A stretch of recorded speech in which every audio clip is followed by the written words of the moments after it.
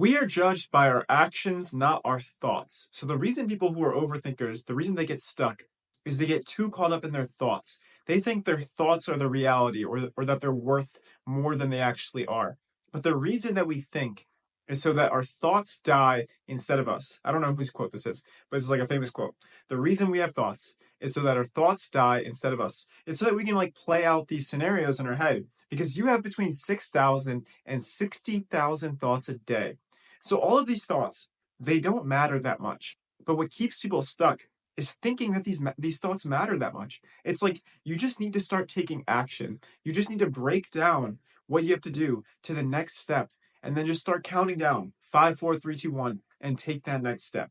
Because as you do that, you're starting to prove to yourself that you're committed to this because it takes a lot more commitment to take action than it is to just think about something. So if you're overthinking, break it down to what the next step is. And if you can't really think of what the next action is, start writing down your thoughts. Because when you put it into words and you lay out your thoughts in front of you, then you can break it down to what the next action is. So it's like think of it like there's a triangle of commitment. There's thoughts at the bottom, words in the middle, actions at the top. Actions being the most valuable. So if you can't, if you're overthinking, if you're spending too much time in the thought land, move up the triangle, move it into words, or then take action. And if you do this, you'll start to overthink less because you can't judge yourself based on just your thoughts because you'll have like super random thoughts. Like one thought I have if my brother is like carrying a laundry basket. Sometimes I think to just slap it out of his hand. I'm not gonna do that. That would be like a complete jerk move, right? Like that would be dumb of me to slap it out of his hand. It wouldn't be a nice thing for me to do. But I'm not going to judge myself for having a thought like that because it's just a thought. But if you're stuck overthinking, you don't try and think your way out of it. So many people, they try and think their way out of overthinking, but you're just adding to the overthinking, right? It's overthinking. The more thoughts you have, the worse it will get. You need to move up the triangle of commitment. You need to put it into words and then take action because then you're not you're not stuck there. You're not stuck analyzing because you learn so much more from doing than you do from thinking. Because there's two types of knowledge. There's declarative knowledge, which is knowing about something, and then there's procedural knowledge. Procedural knowledge is how to do something. And the way to get procedural knowledge is by action. Like, let's say you wanted to play basketball.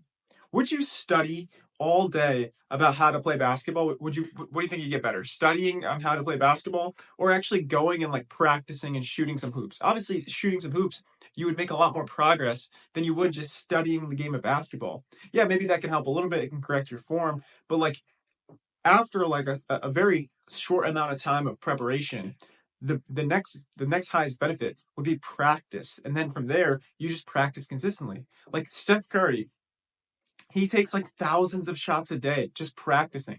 He's not sitting there like researching all of that time. Of course, he's watching game tape to like get better, but the vast majority of his time is practicing shooting.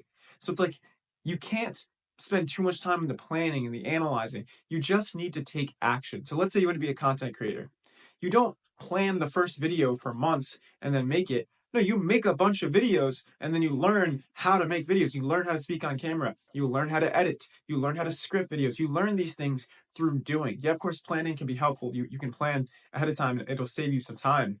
But the vast majority of your time should be doing, not planning, not thinking, not over strategizing, not over analyzing. So you just break it down to the next step. Like, let's say you want to clean your room. Okay, your room's a mess. How do we break it down to the next step? Well, the next step might be making your bed. So you just do that, and then you're like, oh, okay, I already did this. Now I can clean my desk, and then it becomes a lot easier because you build momentum. Like the more action you take, the more momentum you build. Because another thing you have to keep in mind, thinking does not build momentum.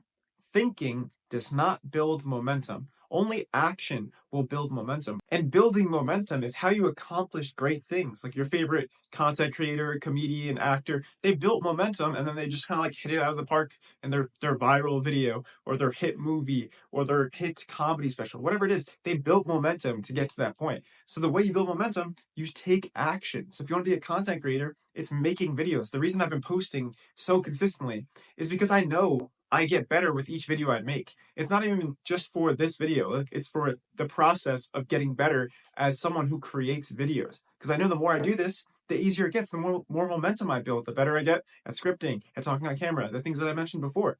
So it's like, make sure you're focusing on taking action, building momentum, because then you start to see the results that you would want out of the thing that you're doing. You don't overplan, you don't overthink it. You just take action. And of course, it's not going to be easy. When you leave your comfort zone, you feel uncomfortable. And chances are, what you want to do, it's outside of your comfort zone. So when you leave it, you'll feel uncomfortable. But even though it won't be easy, it will be worth it.